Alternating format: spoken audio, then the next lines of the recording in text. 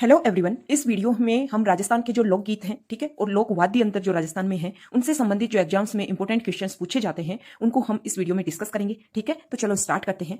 देखो, जो हमारा फर्स्ट क्वेश्चन है कि निम्न में से कौन सा सुशिर वाद्य यंत्र नहीं है। ठीक है, तो सबसे पहले हमें पता होना चाहिए कि सुशिर वाद्य यंत्र क्या होते हैं।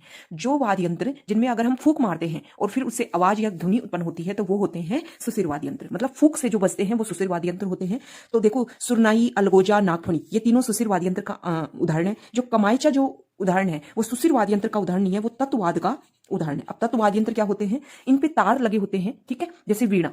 ठीक है, और जब हम तारों पर जब तनाव उत्पन्न होता है तो उसमें ध्वनि उत्पन्न होती है। ठीक है, तो ऐसे तत्ववाद्य यंत्र होते हैं। तो कमायचा मतलब इसका आंसर आ जाएगा केवल 4, मतलब कमायचा सुशिर वाद्य का उदाहरण नहीं है। इसके अलावा ये तीनों सुरनाई, अलगोजा और नागफणी सुशिर वाद्य यंत्र का उदाहरण है। ठीक है, नेक्स्ट क्वेश्चन है कि पटेलिया, बीछियो एवं लालर प्रमुख लोकगीत हैं। ठीक है, तो ये लोकगीत किसके हैं? जाट जाति के हैं, कालबेलियों के हैं, चारण जाति के, आदिवासियों के हैं। ठीक है, तो ये तीनों जो लोकगीत हैं वो आदिवासियों के हैं। ठीक है, नेक्स्ट क्वेश्चन है कि निम्न में से कौन सा तत्ववाद्य नहीं है। तत्ववाद्य क्या होते हैं? अभी हमने डिस्कस किया कि तार होते हैं, जब उनमें तनाव उत्पन्न होता है तो उनसे ध्वनि उत्पन्न होती है, मतलब तारों के द्वारा ध्वनि की उत्पत्ति होती है। ऐसे वाद्य यंत्र वाद्य यंत्र कहलाते हैं। ठीक है, तो तत्ववाद्य नहीं है ये हमें पता करना है। तो सतारा तत्ववाद्य नहीं है। अब सतारा कौन सा यंत्र है? तो सतारा सुशिर वाद्य यंत्र है, मतलब ऐसे वाद्य यंत्र जो फूंक से बजते हैं। ठीक है, तो वो सतारा वाद्य यंत्र, सतारा सुशिर वाद्य यंत्र है। ठीक है, नेक्स्ट क्वेश्चन है कि राजस्थान का एकमात्र ऐसा लोकवाद्य जिसकी डोटी में तनाव के लिए पखावज की तरह लकड़ी के गुटके डाले जाते हैं, तो इसका आंसर आ जाएगा रावलों की मादल। ठीक है, जो मादल होती है, जो मादल है वो मृदंग की तरह होता है। ठीक है, और ये अवनद या ताल वाद्य होता है। अब अवनद या ताल वाद्य क्या होते हैं? देखो, ये वाद्य यंत्रों के प्रकार हैं। अभी तक हम सुशिर वाद्य यंत्र पढ़ चुके हैं, तत्ववाद्य पढ़ चुके हैं। और अवनद या ताल वाद्य क्या होते हैं कि ये जो यंत्र होते हैं, ठीक है, ये जो वाद्य यंत्र होते हैं ये चमड़े से मड़े हुए होते हैं। या तो एक तरफ से चमड़े से मड़े हुए होते हैं, दोनों तरफ से चमड़े से मड़े हुए होते हैं। और जब उन पर मारा जाता है तो उनसे ध्वनि उत्पन्न होती है। ठीक है, तो जो रावलों की जो मादल है वो कौन सा यंत्र है? अवनद है या ताल वाद्य के नाम से जाना जाता है। ठीक है, नेक्स्ट क्वेश्चन है कि निम्न में से कौन सा युग्म सही है। हमें बताना है कि कौन सा युग्म सही है। तो जो रबाब है वो तत्वाद है। तत्वाद तारों से ध्वनि की उत्पत्ति होती है, तो रबाब जो है वो तत्वाद है, ये बिल्कुल सही है।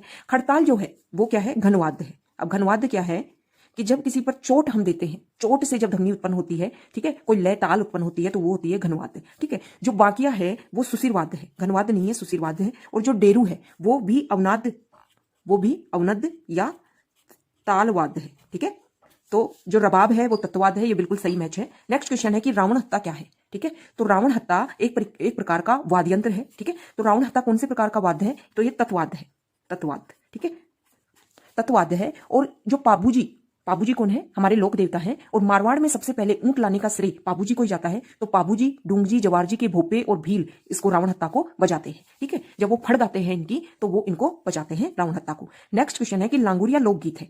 तो लांगुरिया किस प्रकार का लोकगीत है? तो लांगुरिया भक्ति गीत है। कैला देवी जो करौली में जो माता है, कैला देवी, ठीक है, जो यदुवंशियों की कुल देवी है, उसके भक्तों के द्वारा लांगुरिया लोकगीत गाया जाता है। ठीक है, नेक्स्ट क्वेश्चन है कि तार लगा वाद्य यंत्र है, मतलब तत्ववाद्य कौन सा है, इनमें से हमें पता करना है। ठीक है, तो इसमें जो जंतर है वो तत्ववाद्य है, मतलब तार लगा वाद्य यंत्र है। ठीक है, नेक्स्ट क्वेश्चन है कि पटेलिया, बीछियो और लालर, तो अभी हमने डिस्कस किया कि ये जो आदिवासी जो जनजाति होती है, जाति होती है, उनके लोकगीत है, मतलब राजस्थानी लोकगीत हैं। ठीक है, पटेलिया, बीछियो एवं लालर। नेक्स्ट क्वेश्चन है कि लांगुरिया गीत का संबंध किससे है? तो लांगुरिया गीत का संबंध करौली में जो कैला देवी माता है उससे संबंध है। नेक्स्ट क्वेश्चन है कि निम्न में से कौन सा तत्ववाद्य नहीं है? निम्न में से कौन सा तत्ववाद्य नहीं है? तो अलगोजा जो है वो तत्ववाद्य नहीं है। ठीक है, तो अलगोजा कौन सा वाद्य है? सुशिरवाद्य है।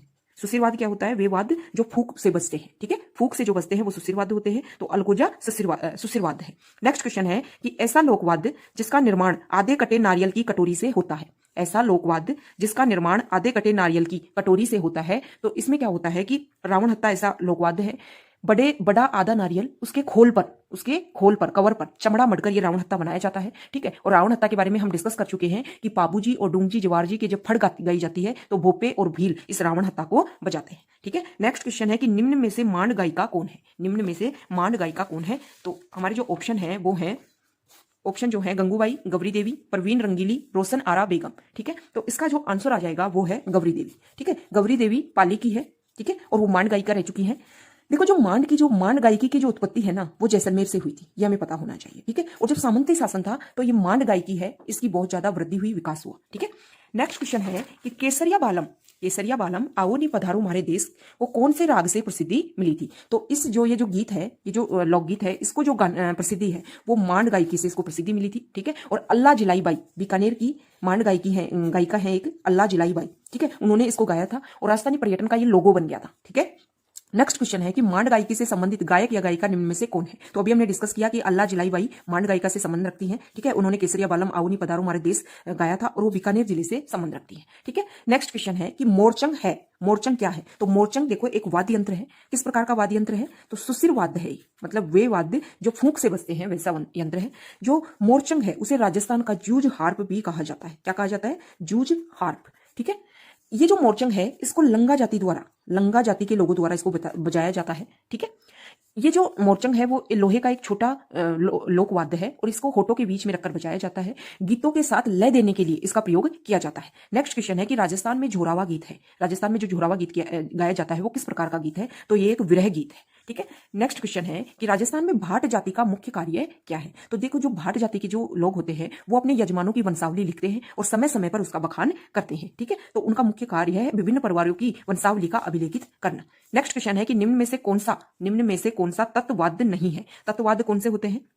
तारों के द्वारा जब ध्वनि की उत्पत्ति होती है तो वो तत्ववाद्य कहलाते हैं। ठीक है, तो तत्ववाद्य नहीं है। ठीक है, तो सतारा तत्ववाद्य नहीं है। तो सतारा कैसा वाद्य है? सुसिर वाद्य है। सतारा सुसिर वाद्य है सतारा। नेक्स्ट क्वेश्चन है कि वंशवलियों का पीढ़ी दर पीढ़ी लेखन करने वाला कौन सा वर्ग था? ठीक है, तो वंशवलियों का पीढ़ी दर पीढ़ी जो लेखन करते हैं वो जागा कहलाते हैं। ठीक है, नेक्स्ट क्वेश्चन है कि राजस्थान में जो पावड़ा लोकगीत किस अवसर पर गाया जाता है? तो जब नया दामाद जब ससुराल आता है तो तब उसके ससुराल की स्त्रियों द्वारा जो गीत गाया जाता है वो होता है पावड़ा। ठीक है, तो इसका आंसर आ जाएगा सेकंड। ठीक है, ओके, थैंक यू।